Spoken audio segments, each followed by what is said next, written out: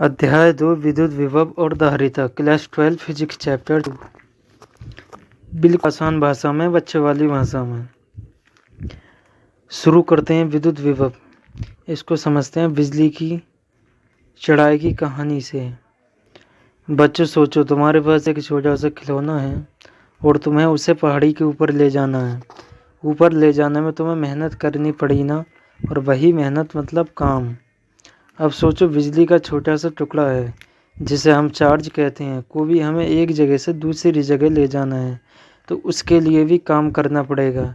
जब भी किसी चार्ज को किसी जगह तक लाने में काम करना पड़े, तो उस जगह पर जो बिजली का दबाव बनता है वही है विद्युत विभव।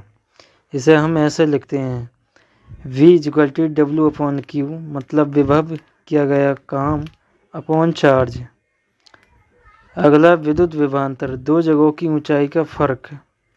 अब सोचो, तुम्हारे घर की छत और मैदान दोनों की ऊंचाई अलग होती है ना। उसी तरह अगर दो जगहों का बिजली का दबाव अलग हो, तो उन दोनों के बीच जो फर्क है वही कहलाता है विद्युत विभवांतर। यानी दो जगहों की बिजली की ताकत का फर्क विभवांतर होता है। अगला संभवी तल, समतल बिजली की सड़क जैसा समझ सकते हैं इसे ऐसा कह सकते हैं। बच्चों, क्या आपने कभी सीधा और समतल फुटपाथ देखा है जहाँ पर चलने में बिल्कुल मेहनत नहीं लगती? ऐसी ही होती है संभवी तल, जहाँ हर जगह बिजली का दबाव एक जैसा होता है, उसी ही को कहते हैं संभवी तल।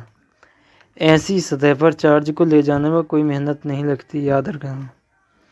अगला है धारिता, बिजली जमा करने की बाल्टी कह सकते हैं उसे। सोचो, तुम्हारे पास एक बाल्टी है जो पानी जमा करती है। उसी तरह एक कैपेसिटर नाम की चीज़ होती है जो बिजली मतलब चार्ज को जमा करती है। अब सवाल यह बाल्टी कितनी बिजली जमा कर सकती है? इस जमा करने की ताकत को कहते हैं धारिता, कैपेसिटेंस। इसका फार्मूला है धारिता बराबर जमा किया गया चार्ज अपॉन विभव, C=Q या अपॉन B भी कह सकते हैं। समांतर फ्लैट धारित्र, बिजली का सैंडविच। अब सोचो, दो रोटी जैसे प्लेट्स हैं, एक पर पॉजिटिव चार्ज और दूसरी पर नेगेटिव। उनके बीच हवा या कोई चीज़ है। जब हम ऐसे सेटअप बनाते हैं तो वह बन जाता है एक कैपेसिटर। इसका फार्मूला मतलब धारिता परमीयता मल्टीप्लाई फ्लैट का क्षेत्रफल अपॉन उनके बीच की दूरी। प्लेट जितनी बड़ी और दूरी जितनी कम, धारिता उतनी ज़्यादा होती है। अगला मध्यम का असर, बीच में कांच रखने से क्या होता है?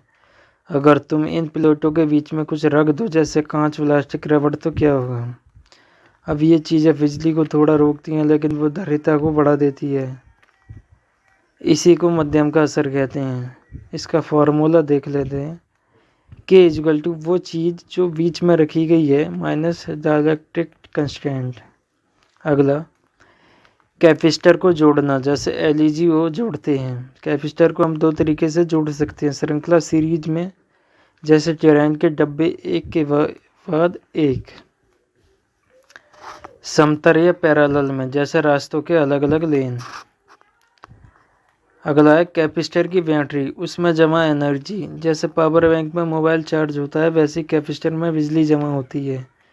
उस जमा ऊर्जा को ऐसे निकालते हैं U=1/2 × C/V²। C मतलब धारिता, P मतलब विभव यानी वोल्टेज। अगला कैपेसिटर का डिस्चार्ज किसे कहते हैं? इसे ऐसे याद रख सकते हैं, नल खोलो और बिजली बहाओ। कैपेसिटर में बिजली भर गई है, अब अगर तुम उसका कनेक्शन खोलो तो धीरे धीरे बिजली निकल जाएगी, जैसे पानी की टंकी से पानी निकलता है। इससे कोई बल्ब जल सकता है या मोटर चल सकती है। 10 अब देखते हैं क्वाइक रिवीजन कहानी का पूरा सार। विद्युत विभव को हम बिजली का दबाव कह सकते हैं, विभवांतर को दो जगह का फर्क कह सकते हैं, और धारिता को बिजली जमा करने की ताकत से याद रख सकते हैं। कैपेसिटर को बिजली वाली बाल्टी याद रख सकते हैं। सीरीज जोड़, ट्रेन की तरह जोड़ना, पैरेलल जोड़, सड़कों की तरह जोड़ना। ऊर्जा का सूत्र U=1/T CV²। अब देखते हैं बोर्ड परीक्षा 2026 के लिए जरूरी प्रश्न। इस चैप्टर के विद्युत विभव क्या होता है, आसान शब्दों में बताओ।